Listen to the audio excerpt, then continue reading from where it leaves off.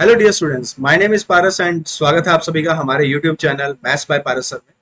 आज का जो हमारा टॉपिक है, मोस्ट प्रोबेबली आपने ऑलरेडी देख लिया होगा हमारे डिस्क्रिप्शन पे और साथ ही में हमारे थंबनेल में कि आज हम डिस्कस करने वाले हैं अर्थमेटिक प्रोग्रेशन। राइट। तो ये जो टॉपिक है बेसिकली ये आपके जो टेंथ क्लास में सीबीएसई बोर्ड में मिलता है आपको, बट इसका जो थ्रू आउट आपके लाइफ में इसका बहुत ज्यादा काम आने वाला है। ठीक है, तो इसके ऊपर केस स्टडीज के कुछ क्वेश्चंस होंगे, वो भी हम डिस्कस करेंगे।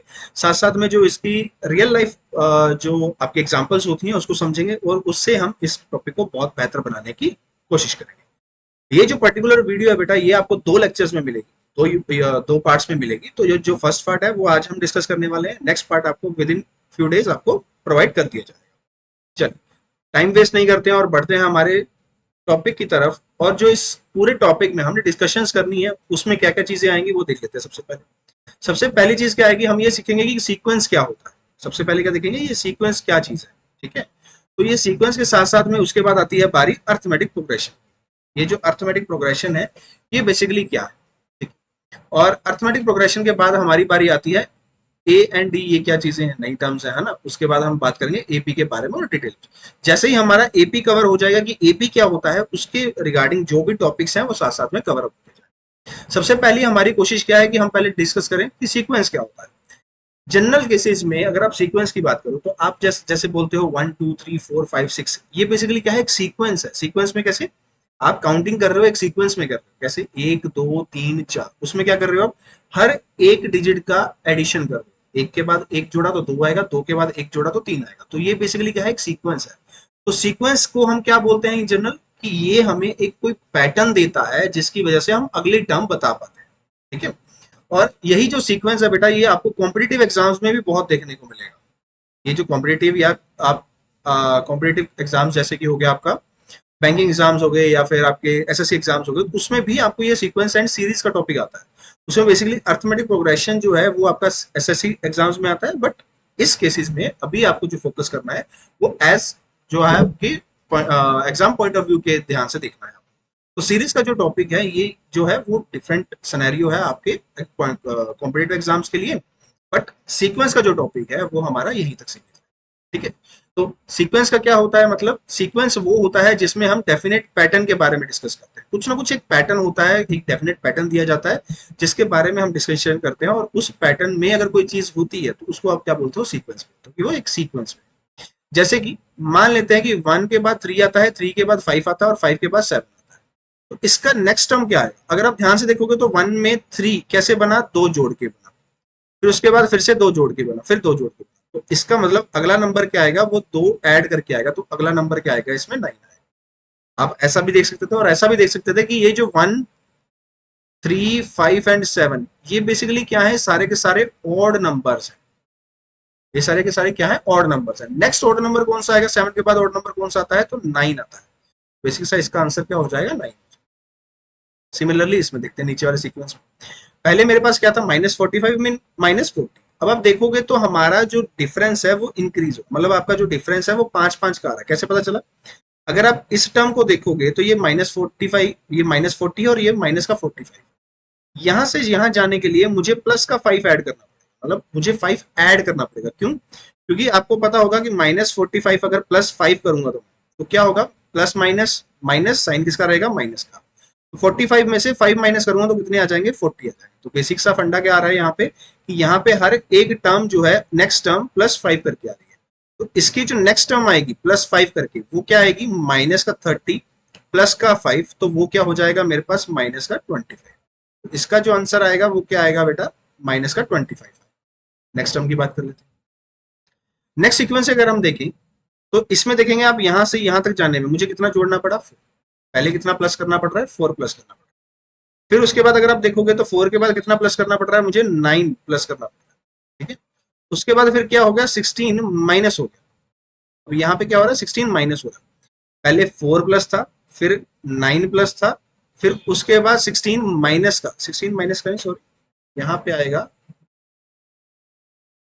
आपका, क्या हो जाएगा यहाँ पे माइनस। यहाँ पे पहले आप 4 जोड़ रहे हो, फिर आप यहाँ पे 9 जोड़ रहे हो, और यहाँ पे जो वैल्यू है आपकी वो आगे जाके माइनस हो रही है। तो माइनस का मतलब ये 20 भी चलेगा और 24 भी चलेगा। तो यहाँ पे टोटल -24 आ गया। अगर आप ध्यान से देखो, क्या ये इनमें कुछ पैटर्न फॉलो हो रहा है, कोई सीक्वेंस फॉलो नहीं हो रहा, तो इसका मतलब क्या है, ये जो है सीक्वेंस नहीं है, ये जो है सीक्वेंस, नो सीक्वेंस। ठीक है, तो ये कोई सीक्वेंस नहीं है। क्यों? क्योंकि इसमें मुझे कोई एक डेफिनेट पैटर्न नहीं मिल रहा। डेफिनेट पैटर्न क्या होता है, आपको जो पहले जैसे प्लस या माइनस करके आ रहे हो, फिर आगे भी प्लस या माइनस करके वैसे बनता है। यहाँ पे अगर आप देखोगे तो plus two plus two plus two हो रहा था, यहाँ पे plus five plus five plus five हो रहा था, यहाँ पे फोर नाइन, या तो इसमें क्या होता 16 प्लस होता, तो हम ये कह सकते थे कि ये दो की स्क्वायर है, ये थ्री की स्क्वायर है, और ये फोर की स्क्वायर आती तब, अगर यहाँ पे 16 प्लस होता तो। बट 16 तो है नहीं, तो इसका मतलब अगर प्लस हो रहा था, फिर भी प्लस हो रहा था, उसके बाद भी यहाँ पे क्या आना चाहिए था, प्लस ही आना चाहिए था। पर प्लस का फिर क्या नंबर आ सकता था, या ज्यादा से ज्यादा 16 आ सकता था। क्यों? क्योंकि टू की स्क्वायर होता है फोर, थ्री की स्क्वायर होता है नाइन, और फोर की स्क्वायर होता है 16। तो ये जो सीक्वेंस है बेसिकली, ये वाला जो आपका क्वेश्चन है, ये एक सीक्वेंस नहीं बनाता। आई होप सभी को ये क्लियर होगा यहाँ तक कि ये जो सीक्वेंस, ये जो आपका थर्ड क्वेश्चन है, ये बेसिकली आपका कोई भी सीक्वेंस नहीं बनाता है। ठीक है, चलो, तो नेक्स्ट क्वेश्चन की तरफ। अब जो नेक्स्ट टॉपिक है वो हमारा क्या है, अर्थमेटिक प्रोग्रेशन का। ठीक है, अर्थमेटिक प्रोग्रेशन क्या कहता है? अर्थमेटिक प्रोग्रेशन कहते हैं जब, जैसा हमने ये पीछे वाले सीक्वेंस में देखा, यहाँ पे अगर आप नोटिस करोगे तो सब एक, जो पहले दो क्वेश्चंस है फर्स्ट और ये सेकंड, इसमें अगर आप देखोगे तो डिफरेंस क्या है, सेम। मतलब इसमें भी दो का डिफरेंस है, इसमें भी दो का डिफरेंस है, और 5 और 7 में भी दो का डिफरेंस है। मतलब क्या बोला था हमने, हर एक नंबर में अगले नंबर को लाने के लिए मुझे दो ऐड करना पड़ेगा। सेकंड क्वेश्चन में हमने क्या बोला, अगली टर्म लाने के लिए मुझे 5 ऐड करना पड़ेगा। तो बेसिकली अगर ये डिफरेंस जो है, ये बेसिकली जो दो, ये जो सीक्वेंस है, ये अगर हर किसी में नंबर सेम आ रहे हैं, मतलब जैसे हर किसी में यहाँ पे दो आ रहा है, हर किसी में यहाँ पे 5, तो उस पर्टिकुलर सीक्वेंस को हम नाम दे देते हैं, वो क्या है, अर्थमेटिक प्रोग्रेशन।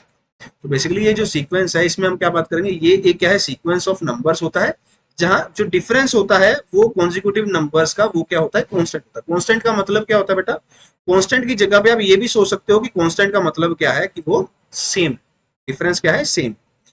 यहाँ पे एक जनरल हमारा जो है इसका क्राइटेरिया लिख के रखा हुआ है हमने। क्या होता है कि मान लीजिए पहली टर्म क्या है, ए, दूसरी टर्म क्या होती है, ए प्लस डी, तीसरी टर्म क्या होती है, A plus two D, and so on, last term तक आप चलते हो तो यहाँ पे क्या आ जाता है, A plus N minus one into D, A plus N minus one into D आ जाता है।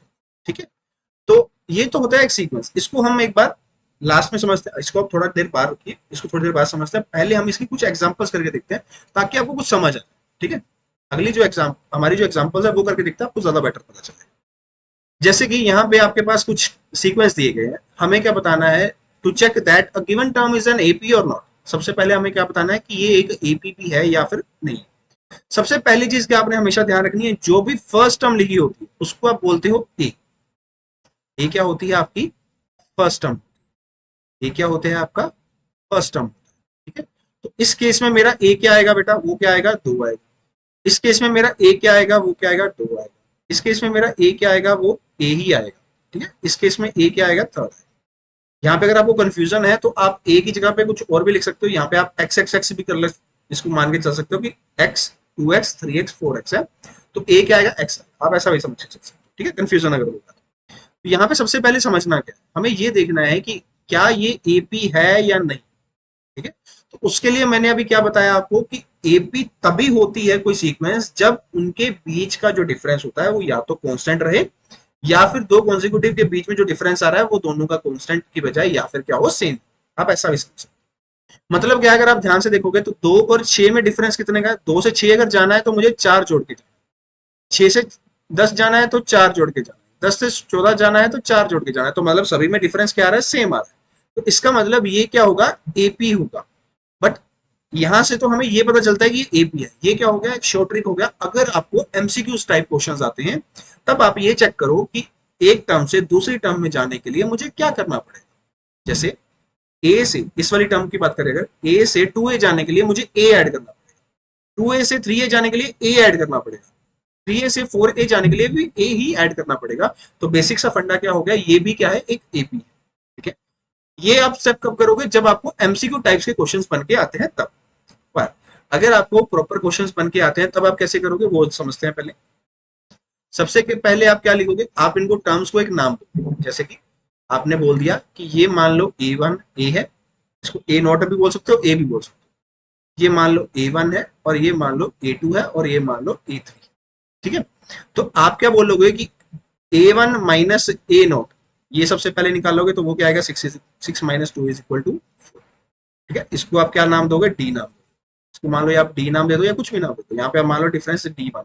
ठीक है, उसके बाद D2 निकालो, D2 क्या होएगा बेटा, यहाँ पे A2 माइनस A1 हो जाएगा, नेक्स्ट टर्म उठानी है। अब ए नॉट, आपने A1 में से ए नॉट माइनस कर दिया, अब A2 में से A1 माइनस करो, तो यहाँ पे क्या आएगा, 10 - 6 आएगा, वो भी कितना आएगा, 4 आएगा। तो ये D3 आप निकालोगे, उसमें क्या करोगे आप, तो यहाँ पे आप क्या लिखोगे, यहाँ पे आप लिखोगे A3 माइनस A2, जितनी लास्ट तक टर्म है वहां तक जाना है, तो यहाँ पे क्या लिखोगे, 14 - 10 इज इक्वल टू क्या आ जाएगा, 4 आ जाएगा। अब यहाँ पे क्या हो गया, since D1 is equal to D2 is equal to D3, therefore sequence has a common difference। ठीक है, अगर सीक्वेंस के पास कॉमन डिफरेंस है तो इसका मतलब ये जो सीक्वेंस है वो क्या होगा, एक एपी बनाएगा। ठीक है, अगर आपको ये क्वेश्चन एक या दो नंबर में अगर आता है, ठीक है, तो अगर प्रूव करने को बोले या फिर आपको ये बोले कि ये चेक करो कि ये एपी है या नहीं, तो ये आपको पूरा लिखना। अदरवाइज आपको सिर्फ एमसीक्यू क्वेश्चन आएगा तो सिर्फ आपने यही चेक करना है कि फर्स्ट से सेकंड टर्म कैसे बनाऊं, सेकंड टर्म से थर्ड टर्म कैसे बनाऊं, थर्ड टर्म से फोर्थ टर्म कैसे बनाऊं। अगर हर एक टर्म सेम ही मेथड से बनती है, ठीक है, हर एक नेक्स्ट टर्म सेम मेथड से बनती है, तो आप क्या बोलोगे कि हाँ ये मेरी एपी में है, अदरवाइज एपी में नहीं। हम जैसे नेक्स्ट टर्म की, यहाँ पे नेक्स्ट क्वेश्चन की बात, यहाँ पे एक लाइन लगा लेते हैं, ये वाला क्वेश्चन की बात करते हैं। यहाँ पे ए मेरा क्या है, 2 है। मान लेते हैं कि इस ए की बजाय मैं इसको नाम दे दिया, क्या है नाम, मैंने दिया इसको ए नॉट दे दो या फिर ए नाम दे दो, जैसा आपको ठीक है। तो ए नाम दे दिया अगर मान लो मैंने, तो पहला ए नॉट बोला अगर, तो वो क्या आया 2, फिर A1 क्या आया 5/2, फिर क्या आया मेरे पास A2 क्या आया मेरे पास 3 आया, फिर A4 क्या आएगा मेरे पास 7/2 आया। ठीक है, तो हम क्या कहेंगे यहाँ पे, पहले सबसे पहले क्या निकालेंगे, A1 माइनस ए नॉट निकालेंगे, तो क्या आ जाएगा 5/2 - 2। तो ये 5/2 - 2 को क्या करते हैं हम, एलसीएम लेते हैं, तो एलसीएम क्या आएगा 2, 5 माइनस का 4, 4 कैसे आया, जब यहाँ पे एलसीएम लेंगे 2 तो इसके नीचे क्या होता है 1 होता है, 2 और 1 का एलसीएम क्या होता है 2, और 2 के टेबल पे 2 कितने पे आता है 2 पे, सॉरी 1 के टेबल पे 2 कितने पे आता है 2 पे। ठीक है, तो 2 × 2 कितना हो जाएगा 4, तो 4 5 - 4/2 क्या हो जाएगा 1/2 हो जाएगा। तो अब क्या करेंगे यहाँ पे A2 माइनस A1 निकालेंगे, तो A2 माइनस A1 निकालने के लिए 5 माइनस क्या हो जाएगा 3, 3 माइनस क्या हो जाएगा 5/2 हो जाएगा। तो यहाँ पे क्या करोगे, फिर से एलसीएम क्या आएगा 2, क्योंकि यहाँ पे नीचे 1 है, 1 के टेबल पे 2 कितने पे आता है 2 पे, तो 2 टाइम्स 3 कितना हो जाएगा 6 - 5, तो यहाँ पे भी क्या आंसर आएगा 1/2 आएगा। लास्ट भी चेक करना है आपने, एक दो करके चेक नहीं करना, पूरे पूरे जितने टर्म्स दिए हैं सभी को चेक करना होता है। तो लास्ट टाइम अगर आप चेक करोगे तो उसमें क्या आएगा आपका, यहाँ पे कर देते हैं ऊपर 7/2 - 3 अगर करते हैं तो ये क्या बनेगा 7 माइनस का 6/2, तो ये भी क्या आ गया 1/2 आ गया। तो सिमिलरली अगर ये तीनों ही चीजें, तीनों डिफरेंसेस सेम आ रहे हैं, तो इसका मतलब ये भी क्या है, एक एपी है। क्लियर, नेक्स्ट अप, यहाँ पे तो हमने ऑलरेडी बता ही दिया कि इसमें क्या है, ये भी एपी है। अब आपका होमवर्क ये है, आपने मुझे कमेंट सेक्शन में ये बताना है कि क्या ये फोर्थ जो है, क्या ये फोर्थ जो है वो एपी है या नहीं है। ये आपके लिए होमवर्क है बेटा, ये आपने क्या बताना है मुझे, होमवर्क में बताना है, आपने कमेंट सेक्शन में बताना है मुझे, क्या ये जो फोर्थ टर्म है क्या वो एपी है या फिर नहीं। ठीक है, बहुत इजी है, सिर्फ आपको सिर्फ रूट टू इसमें ऐड या सब्ट्रैक्ट करके चेक करना है कि क्या वो पॉसिबिलिटी है या नहीं। बढ़ते हैं हमारे नेक्स्ट क्वेश्चन। इसमें क्या बोल रहे हैं, कहते हैं कि to check that given term is in AP और नॉट। इसमें हमें एक क्वेश्चन और दिया, क्वेश्चन क्या दिया हुआ है, कहते हैं कि अगर कोई एक इंसान जो है एक गड्ढा खोद रहा है, metre of every metre of digging में क्या बोल रहे हैं कि अगर कोई इंसान को कॉस्ट लगती है, क्या कॉस्ट लगती है, गड्ढा खोदते टाइम उसको क्या लगता है कि पहले 1 मीटर के लिए वो 150 रुपए लगते हैं उसको। पहले जो होता है शुरुआती जो टाइम होता है, शुरुआत हमेशा मुश्किल होती है। ठीक है, तो शुरुआत में अगर मान लीजिए उसको क्या लगता है 150 रुपए फर्स्ट मीटर के लिए लगता है। देन क्या होता है कि अगले मीटर के लिए उसको कॉस्ट कितनी पड़ती है, 50 रुपए एक्स्ट्रा पड़ती है, जितना पहले लगा रहा था उससे और ज्यादा लगती है, क्योंकि और ज्यादा ढुंगाई में जा रहा है, और ज्यादा नीचे जाने की कोशिश कर रहा है।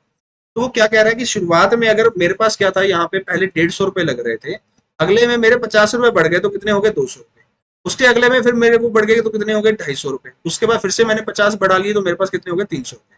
अभी ऐसे चलता जा रहा है। तो अगर ये चलता जा रहा है तो हमें ये बताना है कि क्या ये एपी है या नहीं। तो उसके लिए आप क्या बोलोगे कि बड़ी सिंपल सी लॉजिक सी बात है। यहाँ पे अगर आप देखोगे तो यहाँ से यहाँ तक जाने में मुझे कितने का डिफरेंस हुआ, +50। तो यहाँ पे 50 का ही बोल रहा है ना, वो तो 50 का ही चेंज आ रहा है। 150 में अगर 50 जोड़ेंगे तो कितना आएगा, 200 आएगा। 200 में 50 जोड़ेंगे तो कितना आएगा, 250 आएगा। 250 में 50 जोड़ेंगे तो क्या आएगा, 300 आएगा। तो ये तो 50-50 हमेशा चलता जा रहा है। तो इसका मतलब ये जो है एपी बिल्कुल है, ये जो सीक्वेंस है ये पूरा का पूरा क्या है, एपी। ठीक है, तो आपको कैसे करना है, सेम सिमिलर जैसे पिछले क्वेश्चंस में किया हमने। इसको क्या मानोगे, ए नॉट, A1, A2 और A3 मान लो। ठीक है, तो सबसे पहले आप क्या प्रूव करोगे, A1 माइनस ए नॉट क्या होता है हमारे पास, वो लिखोगे 200 माइनस 150, वो कितना आएगा 50।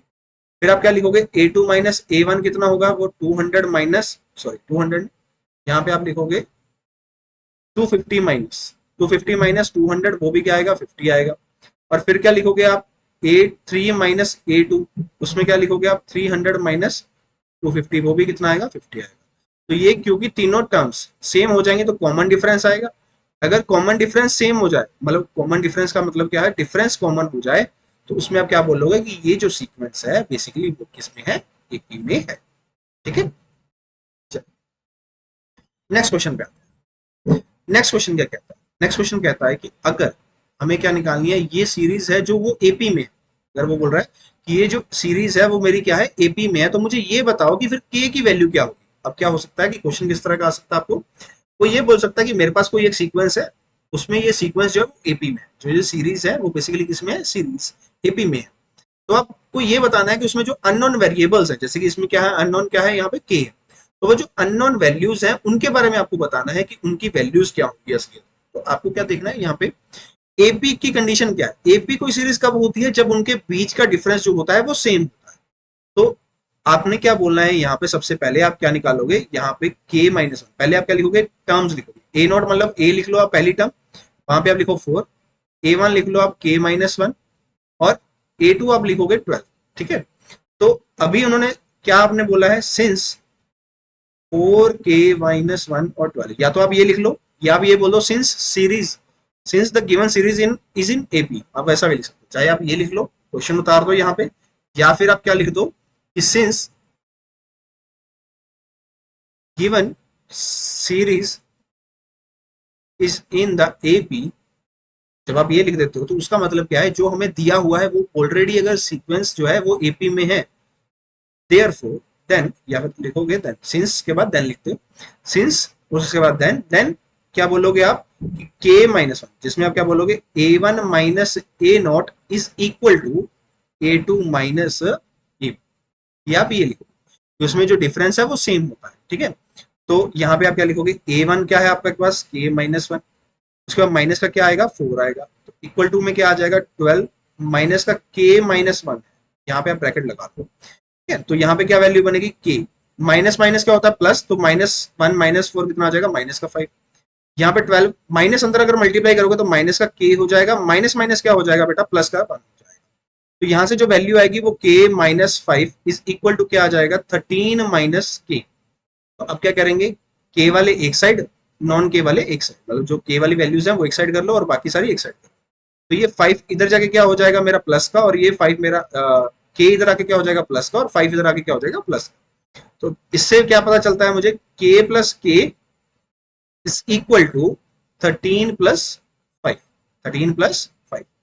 तो यहाँ पे आपके पास जो वैल्यूज आएंगे, एक मिनट चेक कर लेते हैं दोबारा, k-1, और यहाँ पे क्या आएगा -4, और उसके बाद यहाँ पे क्या था 12 माइनस k-1, यहाँ पे बनेगा प्लस का, तो 13 हो जाएगा यहाँ पे, और -1 और -4। ठीक है, सही जा, तो k प्लस के क्या आ जाएगा, 2k। ओके हाँ ठीक है, 2k की वैल्यू क्या आ जाएगी बेटा, 18, तो k की वैल्यू क्या आएगी, 9 आ जाएगी। तो इसमें क्या बोल रहे हैं वो, k की वैल्यू 9 आएगी।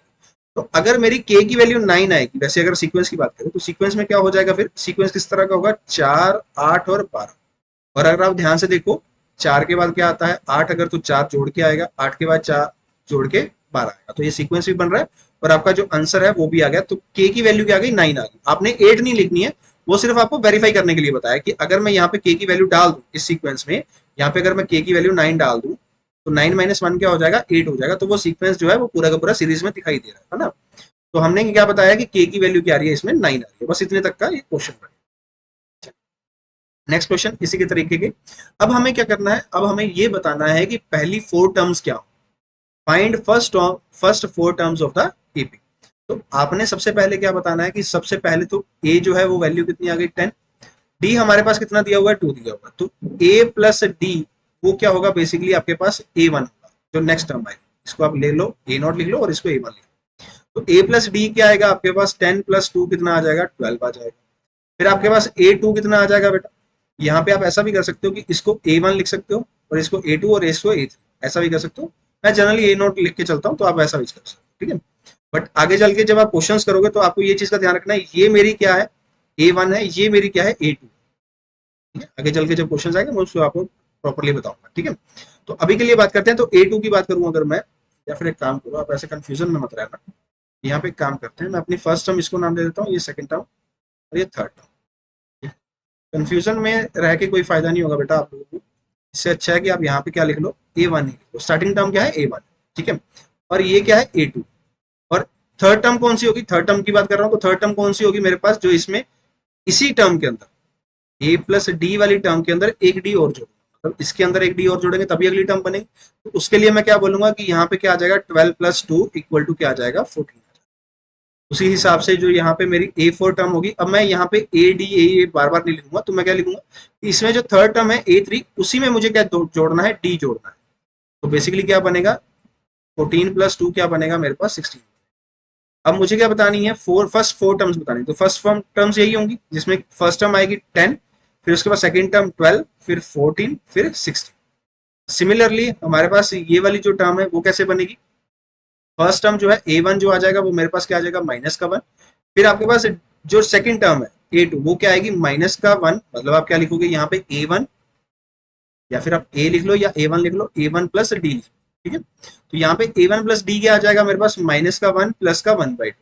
तो अगर आप ध्यान से देखोगे तो ये क्या होएगा -1 प्लस 1/2। तो ये बेसिकली क्या है, प्लस माइनस माइनस काम करेगा। तो एक में से आधा अगर मैं माइनस करूं तो बचेगा क्या, सिर्फ आधा ही बचेगा, बट साइन किसका रहेगा माइनस का, तो इसका आंसर क्या आएगा माइनस का आएगा, ठीक है। तो और यहाँ पे अगला जो टर्म है वो हमारे पास क्या आएगा 3 आएगा। अगला टर्म लिख लेते हैं हमारे पास A3। तो A3 में हम क्या बोलेंगे कि उसमें क्या लिखेंगे हम A2 प्लस डी लिखेंगे। अब मेरे पास क्या वैल्यू थी -1/2, उसमें क्या जोड़ना है 1/2, तो ये वैल्यू क्या हो जाएगी 0 हो जाएगी। वैसे ही A4 की अगर मैं बात करूंगा तो वो क्या हो जाएगा A3 प्लस डी हो जाएगा, उसके अंदर भी तो कॉमन डिफरेंस डी ही जोड़ना है, तो उसमें 0 प्लस हाफ क्या हो जाएगा मेरे पास, वो भी हाफ हो जाएगा। तो बेसिकली इसकी जो 4 टर्म्स है, जो फर्स्ट 4 टर्म्स है वो क्या क्या आएंगी, -1, -1/2, 0 एंड 1/2, ठीक है। तो ये क्या आ जाएंगी आपकी फर्स्ट 4 टर्म्स आ जाएंगी, ये आपका क्या हो जाएगा आंसर हो जाएगा। इसमें क्या आ जाएगा ये वाला आंसर। ऐसे इसके बारे में बात करें अगर, तो इसमें जो हमारा फर्स्ट टर्म है वो वो कितना है 1.25। तो इसके बाद जो 1.25 में अगर मुझे इसको A1 मानता हूं तो A2 कितना आएगा A1 प्लस डी आएगा, कॉमन डिफरेंस क्या है डी का है। तो इसमें क्या करूंगा मैं 1.25 प्लस माइनस, यहाँ पे अब क्या हो जाएगा माइनस, क्योंकि ये प्लस का साइन था और एक माइनस का साइन था, तो यहाँ पे क्या आ जाएगा माइनस आ जाएगा 0.25। तो यहाँ पे वैल्यू क्या बनेगी मेरी 1 बनेगी।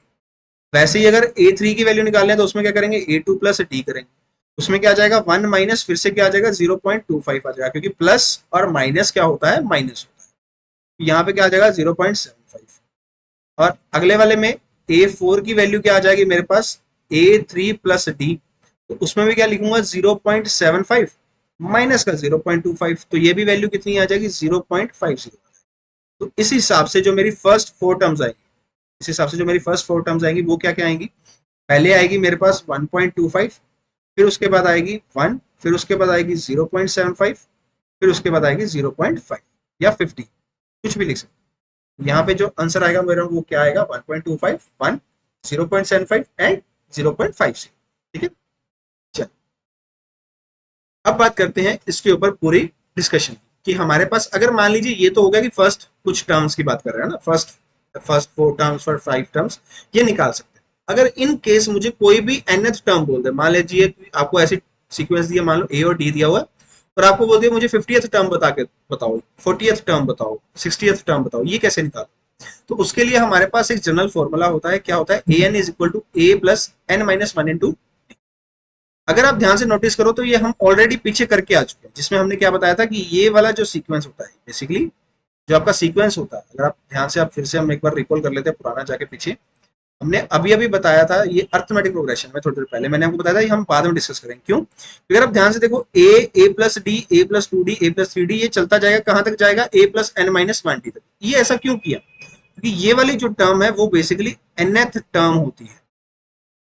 nth टर्म बोल सकते हो, इसको लास्ट टर्म बोल सकते हो, और इसको ए एन भी बोल सकते हो। ठीक है, ए एन भी बोल सकते हो, एन नीचे सबस्क्रिप्ट में होता है। तो बेसिकली यही चीज वो बोलना चाह रहा है। ये आपकी क्या आ गई, फर्स्ट टर्म, ये आपकी आ गई सेकंड, ये आ गई थर्ड, ये आ गई फोर्थ, ये आ गई nth टर्म। अगर आप ध्यान से देखो, फर्स्ट टर्म में डी कुछ भी नहीं लगा हुआ, बट सेकंड टर्म में डी एक बार आया, डी एक बार आ रहा है, मतलब उसमें डी के आगे कुछ भी नहीं लगा हुआ, वन लगा हुआ। और यहाँ पे डी के आगे कितना लगा, टू। टर्म कौन सी है, 3। तो मतलब ये क्या हो रहा है, जितनी टर्म होती है, जितनी जितनी नंबर की टर्म होती है, उससे एक कम उसके साथ डी होता है। 3 के साथ कितना डी है, 2d। 4 के साथ कितना डी है, 3d। ठीक है, तो ये समझ आ गया आपको।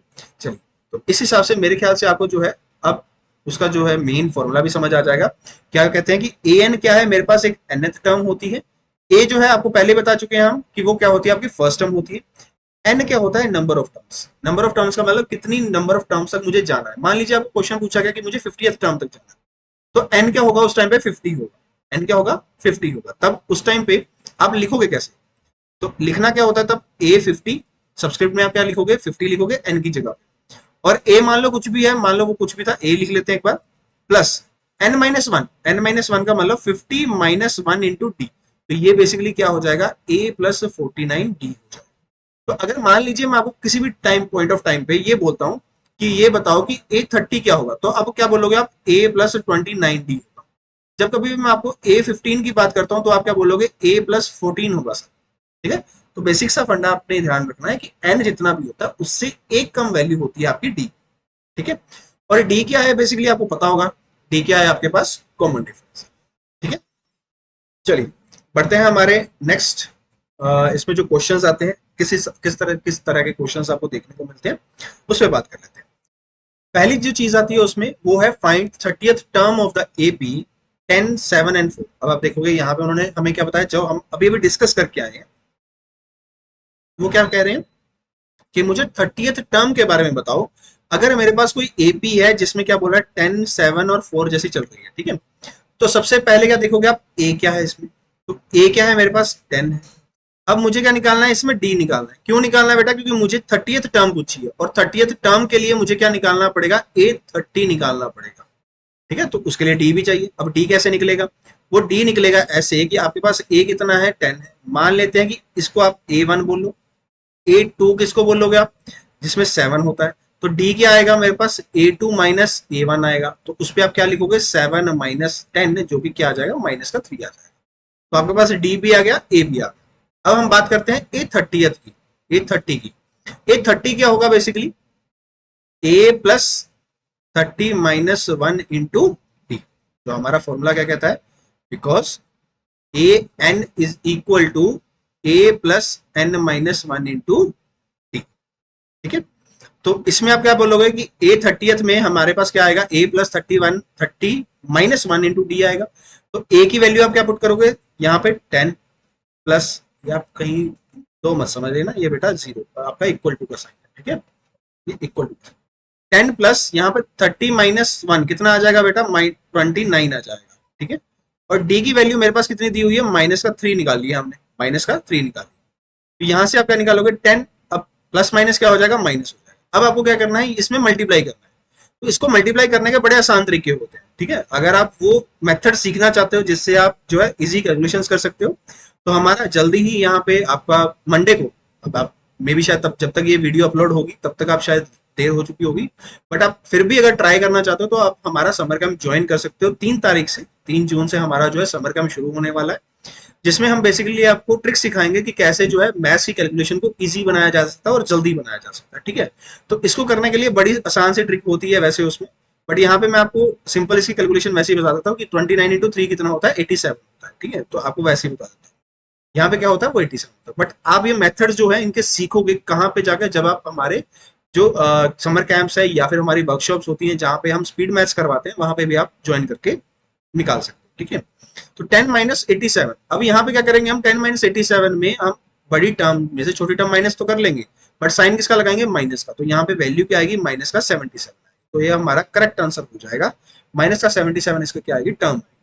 अब यहाँ पे आप सोच रहे होगे सर यहाँ पे वैल्यूज तो आपको शुरुआत में तो पॉजिटिव दी है, बाद में माइनस कैसे होगी। बट अगर आप ध्यान से देखोगे तो 10 से 7 गया, कम किया मैंने, 7 से 4 गया, कम किया मैंने, माइनस का 3 किया ना, यहाँ पे डिफरेंस कितने का रहा, माइनस का।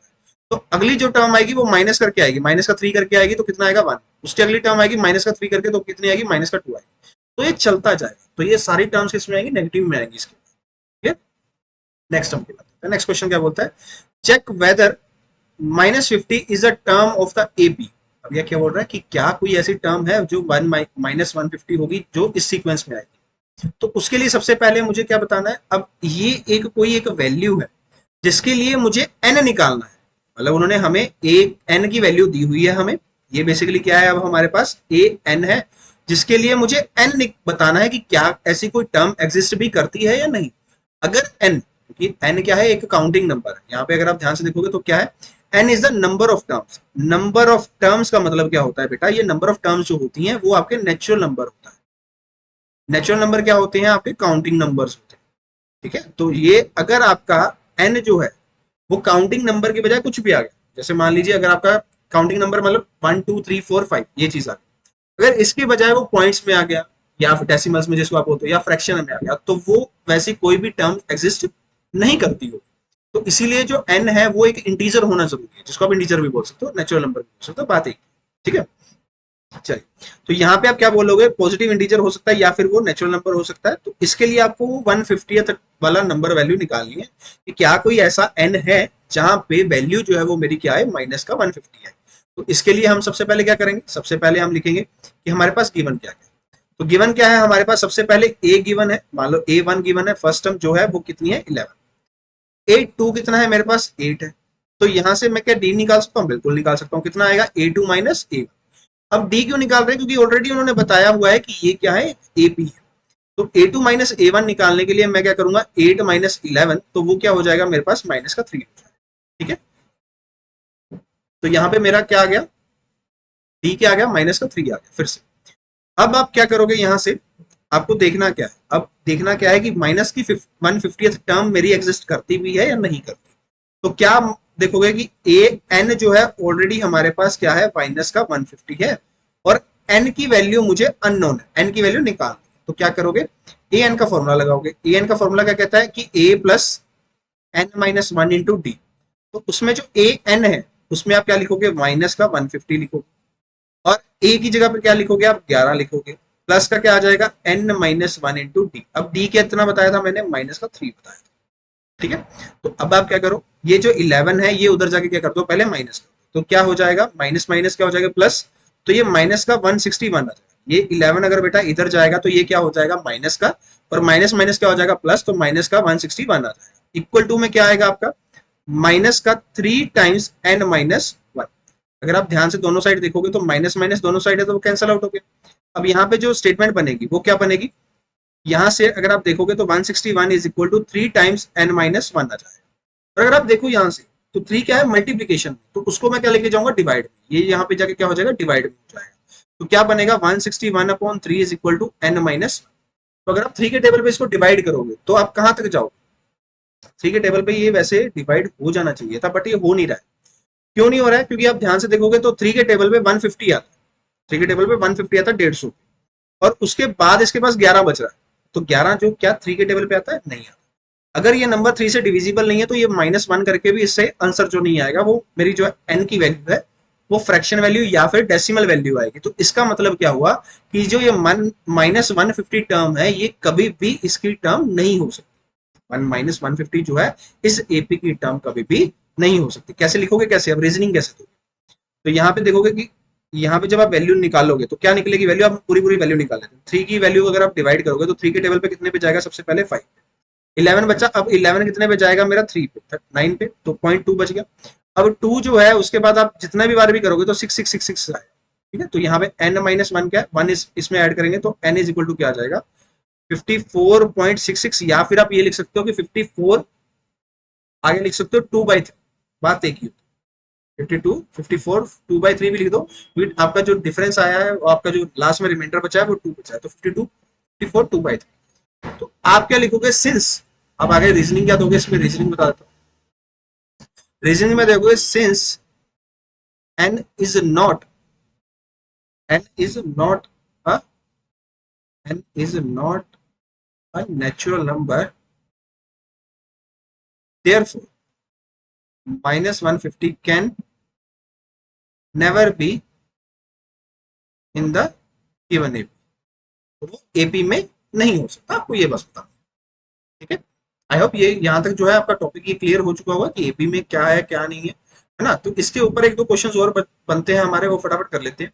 सबसे पहले बढ़ते हैं हमारे नेक्स्ट क्वेश्चन की तरफ। नेक्स्ट क्वेश्चन क्या बोलता है हमारे पास, find the number of terms of an AP, जिसमें आपको क्या बोला है कि फर्स्ट टर्म मेरे पास क्या है 100, और ये क्या दिया हुआ है, लास्ट टर्म दी हुई है, मुझे रोका हुआ है यहाँ पे कि लास्ट टर्म मेरे पास क्या है 500 है। तो इसका मतलब क्या हुआ, मैंने आपको ये बताया था शुरुआत में कि जो लास्ट टर्म या तो ए एन जो होता है वो उसको आप क्या बोल सकते हो, या तो लास्ट टर्म बोल सकते हो, या फिर उसको यह बोल सकते हो कि वो nth टर्म है, जो लास्ट वाली टर्म उसको nth टर्म बोल सकते हो। तो बेसिक सा क्या मतलब पता चला हमें कि ए की वैल्यू क्या है हमारे पास, ए 100 है, जिसको आप A1 भी बोल सकते हो। A2 की वैल्यू क्या है मेरे पास 105, क्योंकि ये एपी में है तो मैं दो ही टर्म्स लिखूंगा सफिशियंट है। डी की वैल्यू क्या आ जाएगी, A2 माइनस A1, तो वो क्या हो जाएगा 105 माइनस 100, जिसकी वैल्यू क्या आ जाएगी 5 आ जाएगी। तो डी की वैल्यू आ गई। अब अगर डी की वैल्यू आ गई, अब मुझे क्या बताना है, find the number of terms बताना है। तो नंबर ऑफ टर्म्स का मतलब क्या है कि मुझे एन की वैल्यू निकालनी है, जहां पे मेरे पास ए एन की वैल्यू क्या दी हुई है 500 दी है, क्योंकि लास्ट टर्म क्या है मेरे पास 500। तो ए एन का फॉर्मूला लगाएंगे। ए एन का क्या कहता है हमारे पास कि ए एन कहता है हमारे पास कि A plus N minus one into D. Similar सा मेथड है जैसा हमने पिछले क्वेश्चन में किया, सेम ऐसे ही करना है। बस इसमें हमारा जो एन है वो एक पर्टिकुलर एक नेचुरल नंबर आएगा, ठीक है। तो यहाँ पे आप क्या बोलोगे, एन की वैल्यू क्या, मतलब ये ए एन में क्या लिखोगे आप 500, और इसमें क्या लिखोगे, ए की वैल्यू क्या है 100 प्लस n-1, n-1, n की जो वैल्यू नहीं तो n-1 वैसे का वैसे रहेगा, डी की वैल्यू क्या है 5। तो ये क्या हो गया आपका 500 is equal to 500 is equal to 100 minus 100 100 plus n-1 into d, जो कि डी कितना है 5 है। तो ये जो 100 है इधर जाके क्या हो जाएगा माइनस, उस साइड पे जाके क्या हो जाएगा माइनस का। तो मेरे पास वैल्यू क्या बनेगी, 400 is equal to 5 times n-1 into ये आ जाएगा, ठीक है। 400 is equal to 5 times n-1। तो ये जो 5 मल्टीप्लीकेशन में इधर आके क्या हो जाएगा डिवाइड में, तो इधर डिवाइड करोगे तो 400/5 कितना होता है बेटा, आपके पास 80 होता है, ठीक है। ये बड़ा सिंपल सा ट्रिक है कि आप नंबर का डबल करके उसको जीरो उसके साथ 10 से डिवाइड करो, ठीक है। 400 को डबल करोगे तो 800 आएगा, 800 को नीचे 10 से डिवाइड करोगे तो क्या आ जाएगा 80 आ जाएगा। ये किसके लिए वैलिड है, जब आप 5 से डिवाइड करते हो। ऐसी और भी बहुत सारी शॉर्ट ट्रिक्स होती हैं जब आप कैलकुलेशन करना चाहते हो, तो उनको बेहतर बनाने के लिए आप हमारे पास इंस्टीट्यूट में आके इसके बारे में डिस्कशंस कर सकते हो, और हमसे उसके लिए स्पेशल क्लासेस भी लेना चाहते हो तो वो भी ले सकते हो। अदरवाइज हमारा जो अभी समर कैंप चलने वाला है 3 तारीख से, उसमें भी आप ज्वाइन कर सकते हो, ठीक है। चलिए, तो यहाँ पे आगे देखते हैं कि यहाँ पे वैल्यू क्या बन गई, n-1 के इक्वल टू आ गई। तो ये जो 1 है इधर आगे क्या हो जाएगा बच्चे, पॉजिटिव का हो जाएगा। यहाँ पे -1 है, यहाँ पे आगे क्या हो जाएगा प्लस का 1 हो जाएगा। तो n की वैल्यू क्या आ जाएगी 80। तो ये जो बेसिकली टर्म होगी ये 81 टर्म, 81 नंबर पे जो टर्म आती है वो ये वाली, क्लियर। चलिए नेक्स्ट क्वेश्चन आते हैं। नेक्स्ट क्वेश्चन में क्या बोल रहा है, an AP consist of 50 terms. एक एपी है जिसमें क्या है 50 टर्म्स है मेरे पास, और उसमें क्या बोल रहे हैं, अगर वो 50 टर्म्स है तो उसमें जो पहली term 50 terms of which third term is 12 and last term is 106। हमें क्या बताया, पूछना है कि 29th टर्म क्या हो। अब अगर आप ध्यान से देखो तो यहाँ पे ना तो मेरे पास ए है ना ही मेरे पास डी है क्या मेरे पास। तो यहाँ पे मेरे पास क्या है A3 है, यहाँ पे थर्ड टर्म दी है वो कितनी है मेरे पास 12। बट जो 12 है ये बेसिकली A3 क्या होता है मेरे पास A प्लस 2D। जितनी टर्म होती है उसको अगर आप n-1 इस फॉर्मूले में अगर आप पुट करोगे तो यहाँ पे वो क्या बनेगा A प्लस 2D बनेगा, 3-1 कितना आ जाएगा 2। सिमिलरली ये क्या बन गई मेरे पास एक इक्वेशन। सिमिलरली मेरे पास क्या बनेगी ए nth, ये nth टर्म, ये लास्ट टर्म है, वो कौन सी टर्म है 50th टर्म। यहाँ पे आप क्या लिखोगे A50 लिखोगे, उसकी वैल्यू कितनी है मेरे पास 106, और ये क्या बनेगा A plus 49 into D, 49 into D बनेगा। ये मेरे पास क्या आ गई दूसरी इक्वेशन। अब अगर आपने लीनियर इक्वेशंस की होंगी दो variables, linear equation in two variables, अगर आपने आई थिंक सो इसी साल में की होंगी, 10th में, अदरवाइज तो आपने 9th में ऑलरेडी ये डिस्कस कर चुके हो और पहले भी बहुत बार ये आपने डिस्कस की हुई है चीजें, जहां पे आप क्या देखते हो, आपको मेथड्स करवाए जाते हैं, सब्स्टिट्यूशन मेथड, एलिमिनेशन मेथड और हिट एंड ट्रायल मेथड। ठीक है, ये वाले मेथड्स जो होते हैं जिससे आप कोई भी दो लीनियर इक्वेशंस को इन टू वेरिएबल्स को आप सॉल्व कर सकते हो। जैसे कि यहाँ पे हम जो लगाएंगे वो क्या लगाएंगे, एलिमिनेशन मेथड लगाएंगे। जैसे अगर आप ध्यान से देखोगे तो ए और ए के सामने वाला जो कोफिशिएंट है, साथ वाला जो कोफिशिएंट है वो 1 1 ही है ना, कि मतलब यहाँ पे भी 1 है और यहाँ पे भी 1। तो आप क्या करते हैं, इन दोनों इक्वेशंस को हम माइनस कर देते हैं। अब हमेशा माइनस कैसे होता है, बड़ी इक्वेशन से छोटी इक्वेशन माइनस। तो 2 में से मैं -1 करूँ तो क्या करेंगे हम, सब्ट्रैक्ट 1 फ्रॉम सेकंड। एक को किस में से घटाना है, सेकंड में से। पहली इक्वेशन को किस में से घटाना है, सेकंड में से। तो वैल्यू क्या बनेगी मेरे पास, अगर आप ध्यान से देखोगे तो 106 से 12 माइनस करोगे, तो 106 से 12 माइनस करोगे तो बेटा मेरे पास कितना बचेगा। आप पहले 6 माइनस करो, 6 माइनस किए तो 100 आया, 100 में से 6 और माइनस कर लो तो कितना आ जाएगा, 94। तो 94 इज इक्वल टू, ए से तो ये कैंसिल आउट ही हो जाएगा क्योंकि तो वन कोफिशिएंट है, बट 49 डी में से 2 माइनस करोगे तो कितना बचेगा, 40 का 7, 47 इंटू डी। तो अगर यहां से देखोगे तो ये 47 इधर आके क्या हो जाएगा, डिवाइड, तो डी की वैल्यू कितनी आ जाएगी मेरे पास। अब अगर मेरे पास डी की वैल्यू आ गई तो इसको क्या कर दो, put value of D in first equation. अब पहली इक्वेशन में डाल दो, तो इक्वेशन 1 में डालेंगे तो क्या आएगा, 12 is equal to a plus 2 times 2, d की वैल्यू क्या डाल दी, 2 डाल दी। तो यहां से क्या बनेगा, ए प्लस 4 बनेगा। तो यहां से अगर देखा जाए तो ए की वैल्यू क्या आ जाएगी मेरे पास 6, यहाँ पे आपके पास 8 आएगा, 12 माइनस 4 कितना हो जाएगा, 8 हो जाएगा। तो ए की वैल्यू आ गई 8, डी की वैल्यू आ गई 2। पूछा क्या गया, पूछा गया 20th 9th। तो 29th टर्म का मतलब A29, उसका मतलब है a प्लस 28d के बारे में पूछ रहा है, a प्लस 28d के बारे में पूछ रहा है। तो a कितना आया हमारे पास, 8 प्लस 28 टाइम्स कितना लिखोगे आप, 2 लिखोगे। तो 8 प्लस क्या हो जाएगा, 56। तो 8 प्लस 56 में अगर आप करोगे तो कितना आ जाएगा, 64। तो आपकी जो आंसर आएगा, आपका जो आंसर आएगा वो कितना आएगा बेटा, 64 आएगा। आई होप यहाँ तक आपके जो क्वेश्चंस हैं वो आपको अल्टीमेटली समझ आ चुके होंगे कि किस तरह से हमने क्वेश्चंस को करना है, राइट। फटाफट बढ़ते हैं फिर हमारे नेक्स्ट क्वेश्चन। अभी नेक्स्ट क्वेश्चन जो है इसमें आपको कुछ एपी वगैरह कुछ नहीं दिया है ना, आपको क्या बोला, सिंपल सा ये चीज बोला कि how many 3 digit numbers are divisible by 7। आपसे पूछा गया कि कितने डिविजिबल, मेरे पास कितने ऐसे नंबर्स हैं जो कि डिविजिबल हो सकते हैं, 7 से हो सकते हैं, बट कौन से नंबर्स जो 3 डिजिट नंबर्स हैं, how many 3 digit numbers are divisible by 7, ये आपको बताना। तो सबसे पहले आप क्या देखोगे, सबसे पहले तो आप ये देखोगे बेटा कि मेरे पास 7 से डिविजिबल होने वाला सबसे पहला नंबर 3 डिजिट वाला कौन सा है। 7 से डिविजिबल होने वाला सबसे पहला नंबर जो आपके पास क्या आएगा, 105 निकाल सकते हो। 105 क्या आपके पास, आपको पता हो क्या 105 7 से डिविजिबल है, अगर आप सोचो क्या 105 7 से डिविजिबल है, तो बिल्कुल है बेटा, ठीक है। तो 105 होता क्या है, बेसिकली ये होता है 15 इंटू 7, ठीक है। तो ये क्या होता है, 15 इंटू 7 होता है। अब अगर आप देखोगे तो इसमें अगर नेक्स्ट टर्म की बात करें तो इसमें 7 ऐड होके आएगा, 7 ऐड होके आएगा तो कितना आएगा, 112। अगली टर्म कितनी आएगी, 190। अब मुझे कहां तक जाना है, मुझे लास्ट टर्म देखनी है जो बेसिकली कौन सी होगी, 7 से डिविजिबल। तो 7 से डिविजिबल होने वाली लास्ट टर्म अगर मैं बात करूं तो लास्ट टर्म क्या आएगी वो चेक कर लेते हैं। आप क्या करो, 999 को 7 से डिवाइड करके देखो, क्या करोगे आप, 999 को 7 से डिवाइड करके देखो, जो टर्म जो इसमें रिमाइंडर बचेगा वो उसमें से माइनस करना। कैसे, आप पहले एक बार करोगे तो लास्ट टर्म जो सबसे बड़ा नंबर 3 डिजिट आएगा वो क्या आएगा, 999। तो इसमें 7 से डिवाइड करोगे, सबसे पहले 7 पे डिवाइड 1 पे डिवाइड करोगे तो कितना आ जाएगा मेरे पास, 29। तो इसके बाद कितने पे जाओगे, 4 पे, तो कितना आ जाएगा 28। फिर 19 जो है वो कितने पे जाएगा मेरे पास, 2 पे, तो यहाँ पे 14 चला गया, तो 5 बचा। अब ये जो 5 है इसमें से माइनस करो 999 में से, तो 999 में से माइनस करें तो कितना आंसर आएगा, 994 आएगा। तो इसका मतलब क्या हुआ, ये मेरे पास क्या बन गया, अब सीक्वेंस बन गया। अब सीक्वेंस क्यों बना, सबसे पहला काम ये समझना है, जब कभी भी बेटा आपको डिविजिबल, जब आपको भी ये बोला जाए, मल्टीपल्स बोला जाए किसी भी नंबर, ठीक है, तो 7 के बेसिकली यहाँ पे हमें क्या देखने हैं, मल्टीपल्स देखने। तो 7 के मल्टीपल्स का मतलब क्या हुआ कि मुझे वो नंबर्स जब उसमें देखोगे तो मल्टीपल्स में, तो हमेशा वो मल्टीपल्स में नंबर का जो डिफरेंस आएगा वो हमेशा वही टेबल ही होता है। क्यों, अगर आप 2 का टेबल लिखते हो, 3 का टेबल लिखते हो, 4 का टेबल लिखते हो, 5 का टेबल लिखते हो, तो उसमें क्या होता है, कोई भी नंबर होता है तो उसमें वो नंबर आगे ऐड करते हो वही टेबल। जैसे मान लो 2 + 2 करते हो तो 4 बनता है, 4 के बाद 2 जोड़ते हो तो 6 बनता है, तो 2 इंटू 3 भी क्या होता है, 6 ही होता है।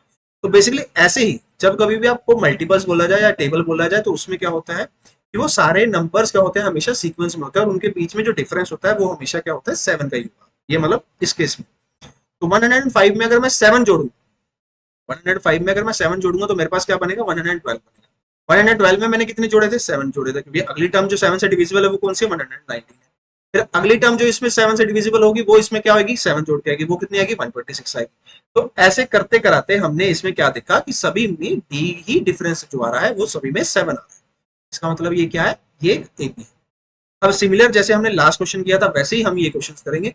तो आपको ये मुझे होमवर्क में बताना है बेटा कि ये वाला जो क्वेश्चन है आपको कमेंट सेक्शन में मुझे ये बताना है कि इसमें जो एन आएगा, इसीलिए आपको क्या निकालना है, एन निकालना है। ठीक है, आपको क्या निकालना है, एन निकालना है। तो उसके लिए आपको हिंट दे देता हूँ। यहाँ पे ये जो है वो A1 है 105, आपको A2 जो है वो 112 है, डी की वैल्यू आपको निकल जाएगी, वो कितनी आ जाएगी आपके पास, 112 माइनस क्या आ जाएगा, 105, वो कितना आ जाएगा आपके पास, यहाँ पे 7 आएगा क्योंकि 7 का टेबल था। ठीक है, अब आपके पास ए एन गिवन है, ए एन की वैल्यू आपके पास कितनी है, 994 है। आपको सिर्फ मुझे ये बताना है कि एन की वैल्यू क्या हो। तो ये इतना सा सिर्फ आपको काम करना है कि आपको ए एन की, आपको यहाँ पे एन की वैल्यू निकालनी है और मुझे वो बताना है कि कमेंट सेक्शन में आपको कमेंट जरूर करना है इस चीज के लिए, तभी मुझे पता चलेगा कि आप कितने अच्छे से पढ़ रहे हो इन चीजों को और आपका कॉन्सेप्ट क्लियर हुआ है या नहीं। अगर आपको कोई भी बेटा डाउट आता है किसी भी टॉपिक को लेके या फिर कोई भी आपको अदर वीडियो चाहिए टॉपिक के रिगार्डिंग्स, तो आप मुझे कमेंट सेक्शन में भी बता सकते हो कि सर मुझे इस टॉपिक के रिगार्डिंग कोई अच्छी सी वीडियो बना के दे दो, तो हम उसके ऊपर भी कुछ ना कुछ वीडियोस बना लेंगे। ठीक है, चलिए अभी बात करते हैं नेक्स्ट क्वेश्चन के ऊपर। नेक्स्ट क्वेश्चन में क्या बोल रहे हैं, determine the AP whose third term is 16, जिसकी थर्ड टर्म क्या है, मेरे पास क्या है 16, और उसकी seventh term exceeds the fifth term by 12। अब ये क्या हुआ, वो ये बोल रहा है कि मेरे पास जो थर्ड टर्म है वो क्या है, 16। सबसे पहले तो ये लिख लेते हैं, सबसे पहले गिवन क्या है। तो गिवन क्या है हमारे पास कि जो थर्ड टर्म है मतलब A3 जो है वो मेरे पास क्या है, 16। अब उन्होंने इस लाइन का मतलब क्या है, the seventh term exceeds the fifth term by 12। Exceeds का मतलब क्या होता है, जब कोई एक इंसान दूसरे इंसान से ज्यादा नंबर लेता है तो हम क्या बोलते हैं कि उसके पास मेरे से ज्यादा नंबर है, तो वो क्या बोलेंगे। जैसे मान लीजिए राम ने 100 नंबर, आपने राम ने एक टेस्ट हुआ आपका मैथ्स का क्लास में, आपके फ्रेंड के आपसे जो नंबर है वो 5 नंबर ज्यादा है, तो हम क्या बोलेंगे, your friend exceeds your marks bye 5। क्या मतलब हुआ कि आपका जो फ्रेंड का स्कोर है वो आपसे 5 ज्यादा है। एक्सीड का मतलब क्या होता है, जो पहले लिखा गया जिसके बारे में वो दूसरे से उतना ज्यादा है। तो मतलब जो सेवंथ टर्म है वो फिफ्थ टर्म से कितनी ज्यादा है, 12 ज्यादा है, 12 ज्यादा है। इसमें आप क्या बोलोगे कि A7 is equal, according to question क्या बोलोगे, according to question A7 is equal to A5 plus 12। A जो सेवंथ टर्म है वो क्या है, 12 ज्यादा है किससे, A5 से, तो इसको आप क्या लिखोगे, A5 प्लस 12। तो यहाँ पे अब हमें क्या देखना है कि A3 की वैल्यू हमें क्या दी हुई है, 16। तो A3 की वैल्यू 16 दी हुई है, तो क्या हो जाएगा, ये A प्लस 2D हो जाएगा। और अगर आप इसको देखोगे तो A7 क्या होता है आपके पास, A प्लस 6D होता है, और A5 क्या होता है, A प्लस 4D होता है, प्लस का क्या रहेगा 12। अब यहाँ से एक इक्वेशन बनेगी, एक इक्वेशन यहाँ से बनेगी। तो ये जो इक्वेशन बनेगी वो क्या बनेगी, A माइनस यहाँ पे मेरे ख्याल से यहाँ से सॉल्व भी हो जाएगा, A माइनस यहाँ पे आ जाएगा, 4 माइनस यहाँ पे हो जाएगा, तो यहाँ पे क्या बचेगा आपके पास, A से A कैंसिल आउट हो जाएगा बाद, तो आप क्या लिख लो, A प्लस 60 माइनस का A माइनस का 4D इज इक्वल टू 12। ए से ए कैंसिल आउट, 6 में से 4 माइनस किया तो कितना आ जाएगा, 2D इज इक्वल टू 12। तो D की वैल्यू क्या आ गई बेटा, 6 आ गई। ये कैसे आई, 2 से डिवाइड करके दोनों साइड। ठीक है, तो D की वैल्यू क्या आ गई, मेरे पास 6 आ गई। अब ये जो D की वैल्यू 6 आई है वो मैं किसमें पुट कर सकता हूँ, equation 1। Put value of D in equation first. हमें क्या मिलेगा, वी गेट, हमें क्या मिलेगा, A plus 2 times 6 is equal to 16। तो A प्लस 12 कितना हो जाएगा मेरे पास, यहाँ पे क्या आ जाएगा, 16 आ जाएगा। तो A की वैल्यू क्या आ जाएगी, 16 माइनस 12, वो कितनी आ जाएगी। तो हमसे पूछा क्या था, डिटरमाइन द AP, हमसे AP पूछा गया कि बेसिकली AP क्या होगा। तो AP की जो फर्स्ट टर्म होगी, तो AP इज क्या आएगी, 4, पहली टर्म क्या आएगी 4, फिर उसमें 6 जोड़ोगे तो क्योंकि 6 क्या है, पॉजिटिव का है, तो 6 इसमें क्या आएगा, पॉजिटिव का आएगा। तो 6 जोड़ो, इसमें कितना आ जाएगा 10, फिर अगला 6 जोड़ो तो कितना आ जाएगा 16, उससे अगला कितना, जो 6 जोड़ोगे तो 22, उसके अगला कितना आ जाएगा 28। अब सो ऑन के लिए आप 3 डॉट्स लगा सकते हो या फिर आप 3 कॉलम मतलब कॉलम्स लगा सकते हो, ठीक है। ज्यादातर प्रेफरेंस किया करो कि अगर आप कभी भी इन्फिनिटी तक जाना चाहते हो, मतलब आप कोई भी वैल्यूज तक आगे तक जाना चाहते हो, तो उसको सिर्फ 3 डॉट से ही डिफाइन करो तो ज्यादा बेस्ट है। क्योंकि मैथमेटिक्स में हमेशा ये चीज याद रखनी है, जब भी आपको इन्फिनिट सीक्वेंस या फिर इन्फिनिट सीरीज बतानी होती है तो आपको सिर्फ 3 डॉट से ही उसको रिप्रेजेंट करना है, ठीक है।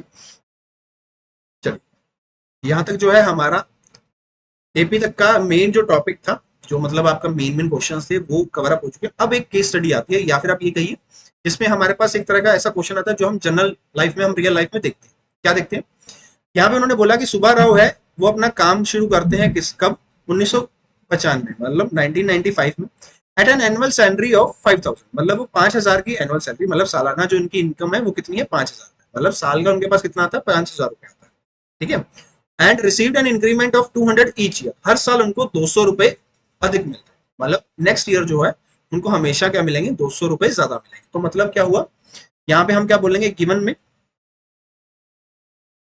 सैलरी फॉर फर्स्ट ईयर,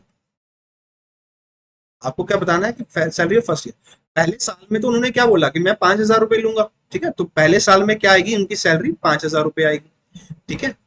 तो सेकेंड ईयर में, अब सैलरी फॉर सेकेंड ईयर लिखोगे तो आप सैलरी फॉर सेकेंड ईयर में क्या आ जाएगी, 5000 में 200 रुपए और जुड़ जाएंगे तो मेरे पास कितनी आ जाएगी, 5200 रुपए आ जाएगी, 5200 आ जाएगी। तो सैलरी फॉर, अगर आप बोलोगे यहाँ पे तो थर्ड ईयर के लिए, तो सैलरी फॉर थर्ड ईयर में क्या हो जाएगा मेरे पास 5200 प्लस 200, क्योंकि पहले जितनी सैलरी थी उससे अब 200 रुपए मेरी और बढ़ रही है, तो मेरी मतलब यहाँ पे सैलरी कितनी आ जाएगी 5400 आ जाएगी। तो अगर आप ध्यान से देखो तो ये क्या बन रहा है, सीक्वेंस बन रहा है। तो यहाँ पे पहले क्या आएगा 5000, फिर आएगा 5200, फिर आएगा 5400, ऐसे चलते जाएंगे तो कहां तक जाएंगे, हम 7000 तक, ठीक है। हम कहां तक जाएंगे 7000 तक जाएंगे। तो यहां तक अगर आप देखोगे तो 7000 तक, तो आपको क्या करना है, 5000 से 7000 जाने के लिए मुझे कितने नंबर ऑफ ईयर्स लगेंगे। तो बेसिकली आपको ये देखना है, in which year did his income reach 7000, हमें ये बताना है कि उनकी जो इनकम है वो कौन से सन में, कौन से साल में जो है वो 7000। 1995 में तो उनकी इनकम जो है वो कितनी है, ये वाली। 1996 में उनकी क्या हो जाएगी 5200 हो जाएगी, 1997 में ये आ जाएगी। तो हमें आगे बढ़ते जाना और हमें ये बताना है कि 7000 कौन से सन में है, ठीक है। इतना कंफर्म हो गया। अभी हम फिर क्या देख लेते हैं इसके ऊपर, अब जो एपी का जो हमारे फॉर्मूलाज है उनको लेके चलते हैं। हमें बेसिकली अभी क्या निकालना है, एन निकालना है सबसे पहले, क्योंकि 7000 हमें ये देखना है कि कौन से नंबर ऑफ ईयर में जाके हुई थी, है ना। तो ए की वैल्यू क्या आ जाएगी मेरे पास, ए वन क्या बोलोगे आप, जिसको 5000 बोलोगे। डी क्या बोलोगे, डी अब ऑब्वियस ही बात है, जो हम 200 200 ऐड कर रहे हैं वही इसका क्या होगा, डी होगा, ठीक है। अब ए एन की वैल्यू हमारे पास ऑलरेडी गिवन है कि कितनी है 7000, बट ए एन का फॉर्मूला क्या होता है, ए इंटू ए प्लस, पहले आप क्या लिखोगे, A plus N minus one into D. तो A plus N minus one into D कितना हो जाएगा 5000 प्लस एन मुझे पता नहीं है, तो n minus one into D कितना आ जाएगा 2, ठीक है।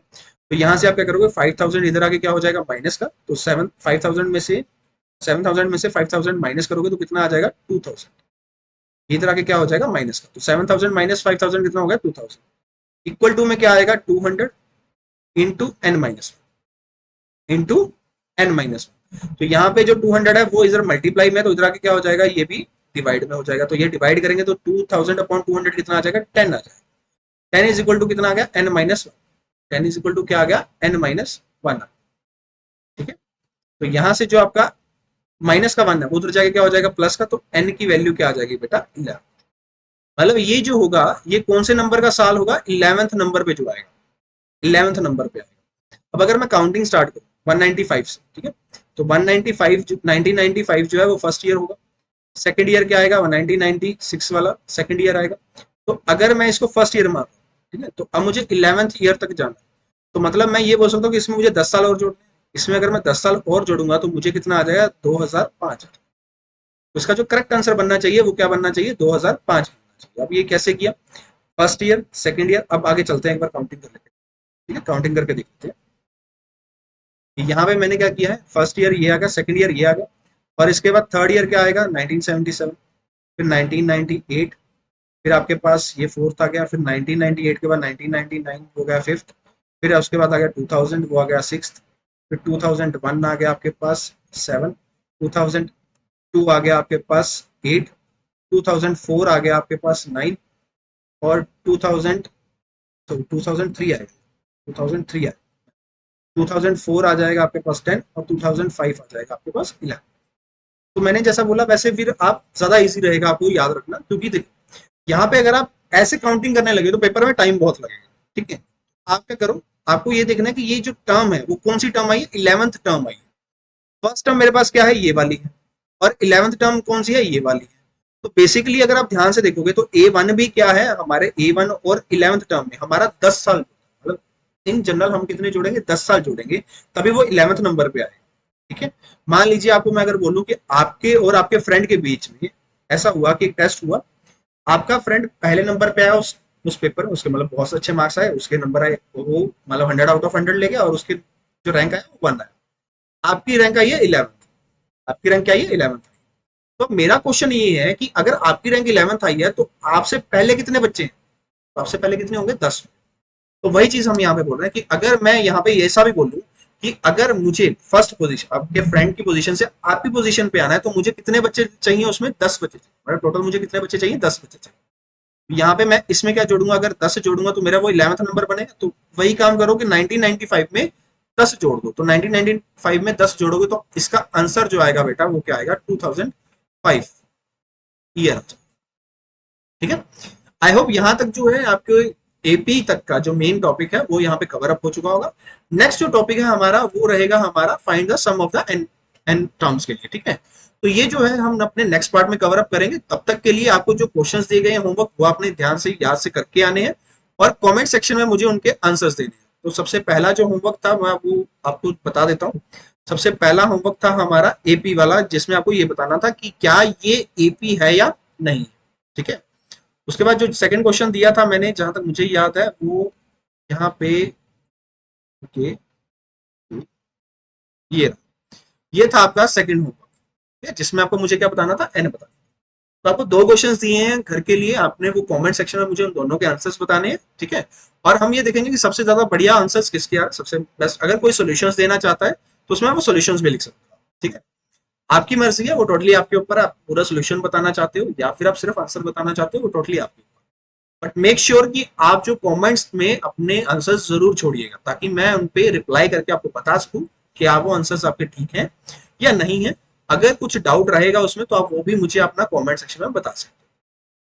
चलिए वीडियो को एंड करते हैं यहीं पे, और मिलते हैं हमारे नेक्स्ट पार्ट के अंदर। ठीक है, अगर आप लोगों को ये वीडियो बहुत अच्छी लगी हो, बहुत अच्छी लगी हो, जैसे भी आपका इसमें जो है पॉइंट ऑफ व्यू रहा हो, अगर आपको कुछ सीखने को मिला तो आप इस वीडियो को जरूर शेयर कीजिएगा अपने फ्रेंड्स के साथ, and make sure to like and subscribe the channel for more videos. तब तक के लिए bye bye, take care, happy learning बेटा। मिलते हैं नेक्स्ट पार्ट में। चलिए।